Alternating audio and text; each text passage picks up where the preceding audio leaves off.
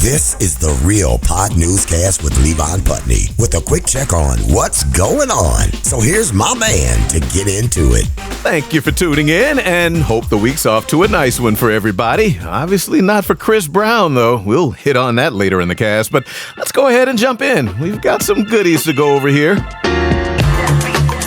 My favorite stories of the day. About an hour east of Pittsburgh, Pennsylvania's Greater Johnstown School District has one elementary, so there's a chance anyone there who wants to know does know, or at least heard of the kindergarten student who gave jello shots to classmates. CBS affiliate WTAJ is reporting this happened last Wednesday, and the superintendent sent a letter to parents explaining the student gave alcohol in the form of jello cups to 3 other students. Now, no word if the kid waited until lunch or hooked the buddies up before recess, but did say somebody snitched, and the 3 kids taken to the nurse's office. EMS was called, and it was there the district's letter used the term out of an abundance of caution before saying they were taken to a hospital. So WTAJ is reporting the parents were called to the hospital. And the media report said it's currently unknown how the child got the alcohol. Now, maybe they didn't want to tell that reporter, but it's hard to imagine those parents at that hospital in that town of just over 18,000 people, as of the 2020 census, would not know exactly where that kid got the jello shot. Somebody knows. The child's parents should definitely know by now. Now, the Friday before last, just outside of Houston in Spring, Texas, a 59-year-old man had his 1 and 17-year-old granddaughters in the car with him when something happened while in traffic to get somebody so upset that they decided their hunger was not as pressing as the need to show this grandpa how upset they were with whatever happened, because Harris County Constable Precinct 4 posted on their Facebook page that this person followed him into a parking lot and threw a burrito at Grandpa's car. And Fox 26 Houston is reporting cops say Grandpa was not happy with that burrito flying at his ride. And the constable's Facebook post said the 59-year-old, again, with his 1 and 17-year-old granddaughters in the car with him, rammed the other car, causing what they call major damage. So cops went to the Dollar Tree store parking lot where this happened, and Grandpa got arrested and charged with aggravated assault with a deadly weapon, because cars are, and burritos are not.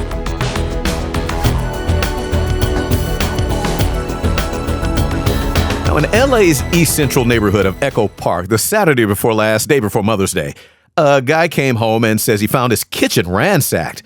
Now, this guy just happens to be a sports reporter for NBC4 in Los Angeles, and reported the dude ate a box of ice cream sandwiches, ate a box of Beyond Beef burger patties, opened up a 60-pack of chewing gum in the house, chewed them all up into a softball-sized wad of gum, and spit it out. So this guy apparently had a Goldilocks amount of time to spend in the house, and then clogged the toilet with towels. But wait, there's more. The reporter says he went to his bedroom and saw why he knew it was a guy. There was a man sleeping in his bed, naked as a newborn. The reporter called police, but before he did, the guy also saw this hungry, butt-naked intruder got in by smashing the glass on his back door, and at that point, he also noticed the dude used a statue on his back patio to kill a possum.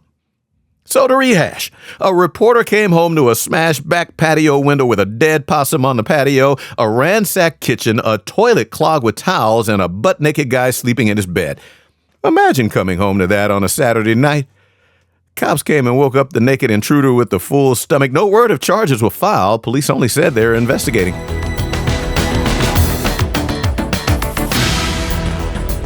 Now, in Rockland County, New York's hamlet of Nanuet in Clarkstown, an 83-year-old man is accused of pulling into a Webster Bank branch the Friday before last, on the 2nd, and mashing the gas when he meant to hit the brakes while pulling into a parking spot, and jumped the parking block and rammed into the bank branch through the plywood covering the front windows. And the Journal News is reporting that plywood was up covering the front windows because exactly 6 weeks prior, around the same time in the afternoon on Friday, March 21st, the same 83-year-old pulled into the same bank branch's parking spot, hit the gas instead of the brakes, and smashed into what was then a glass window. Nobody hurt in either case, no charges the first time, but the 83-year-old left with 2 traffic citations the second go-round. And this past Thursday in Anchorage, Alaska, a moose walked her way up to the grassy area outside Providence Hospital and gave birth to a healthy calf, as if she knew just where to go. But no help from the neonatal unit, didn't need to. No, UPI is reporting a crowd of people at the hospital just gathered around to watch and shoot videos and take pictures.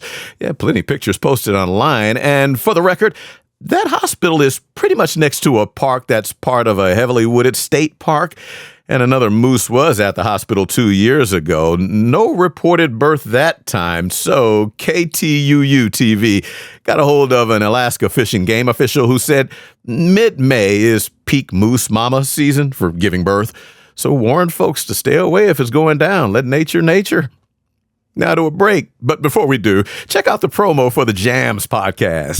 Blazing the best hip-hop, R&B, reggae, soca. You can get the Jams podcast mix on Amazon Music, Audible, iHeart, Apple Podcasts, and Deezer. Download the podcast for free. It's Jams Hour Mix with Greg H. Have you been arrested for throwing a freak-off party? Or for being video recorded relieving yourself on a teen girl in bed? Or for using baby oil to a suspicious degree? The law firm of McCracken and Butts is the team for you. We fight hard for our clients. No questions asked. We don't want to know the answers. We only want our clients to know we have their backs. And a towel to wipe the baby oil off. And now for the world around us. Somebody stole Melania Trump, a bronze life-size statue of America's First Lady that went up 5 years ago near a hometown in Slovenia, was sawed off and carried off. A police spokeswoman there in central Slovenia tells the Associated Press they found out about the theft last Tuesday, so now looking for whoever made off with the life-size bronze statue of Melania Trump. Has to be heavy. Now in London, singer Chris Brown is in some heavy mess, locked up in jail without bail because he went there. 2 years after investigators say the 36-year-old was on surveillance video beating up a music producer in a nightclub. Now, maybe by now Breezy thought it blew over or forgot about it, but police in London didn't. They were waiting for him. And now Brown, scheduled for his first hearing on June 13th, which is also the third date of Brown's international tour starting next month in Europe with Jhené Aiko, Bryson Tiller, Summer Walker, but now Brown may have trouble making that concert tour, at least the start of it. Also in the UK, this past Friday, a primary school in Derbyshire held a show-and-tell assembly for students when one of them pulled out a hand grenade from his pocket. The newspaper Metro ran a story on this saying the head teacher basically said, and took it from the student carefully, then evacuated the assembly hall and walked that old rusty World War II-era explosive outside and set it under a tree away from everybody, then called police and the boy's parents. Now, Metro is reporting the parents were surprised. They did not know he took the family heirloom to school for show and tell. Police and Army explosives experts x-rayed it and said it was safe, but also said that head teacher did the right thing by being cautious. You never know. And she said kids, they got to go outside and play during the evacuation, so they didn't care. The grown-ups were the only ones freaking out. Actually, I had to stop recording here to double-check how to pronounce Landerneau in France, but I never learned much French, so couldn't make out what they were saying in the video, so forgive me if I'm butchering Landerneau, small town's name in France, where 3,076 people painted their skin blue, dressed up like Smurfs, and then went out in public on Sunday. And they all got together to break a Guinness World Record of the most people dressed up as the blue cartoon characters. And UPI is reporting they broke it, meaning at least one other group of Smurf-loving humans did this before. And so did the town of Landerneau. Actually, Landerneau, twice before in Landerneau. Yeah, it came up short. Those other 2 times, short as a Smurf. Yeah, the old record of 2,762 was set in Germany in 2019. And no one dressed up as Gargamel and chased them all. Time for another break. Back in a moment. I have had enough. Thank you. I thought that would get your attention. You see, in this world, it's not enough to be smart or pretty or talented. You need to get yourself noticed. Now, how can you do that without shouting from the rooftops or spending an arm and a leg? 4 words: Silky Way Hair Conditioning. In just 3 days, your hair will be so spectacular, you can't help but get yourself noticed. And by all the right people, too. Silky Way Hair Conditioning. At better beauty stores everywhere.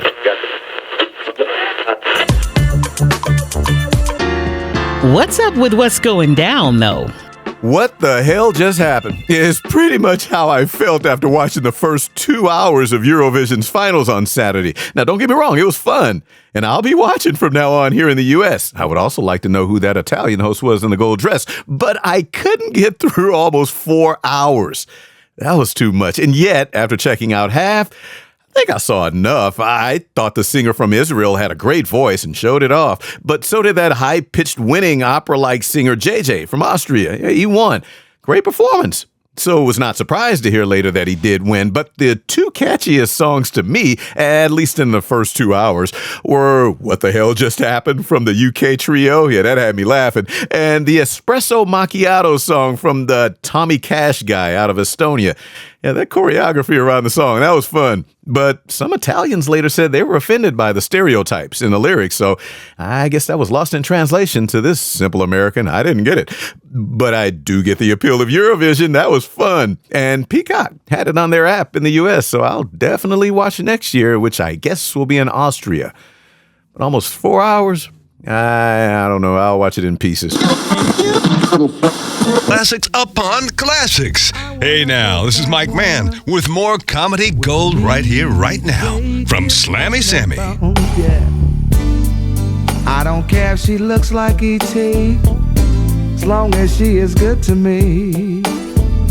I don't care if the little girl looks like E.T. as long as she is good to me. She could be 39 in the bust, 67 in the waist, 21 in the hip. And that's all he wrote for another Real Pod newscast. I'll always say it, and I will always mean it. Thanks so much for listening. And please, email me with any feedback or news tips. The links are on my 90s-looking website at realpodnewscast.com. That's real with 2 E's. But Marty was about to say that anyway. Have a great rest of the week, everybody. Back on Friday. This has been the Real Pod Newscast with Levon Putney from Show Enough Productions. And for more, hit up the website, realpodnewscast.com. That's real with 2 E's. This is Big Daddy Marty Allen. Thanks for listening.